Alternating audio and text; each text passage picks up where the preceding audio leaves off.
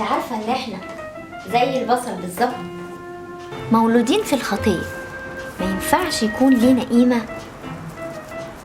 غير لما نتاخد من الأرض ونتغسل. أول حاجة تتعمل إنه تتشال منك جذورك الوحشة المرتبطة بالعالم، وبعدين الرأس، لأن قيادتك هي من المسيح مش من نفسك. وبعدين تتشال القشرة اللي نشفت وماتت في العالم.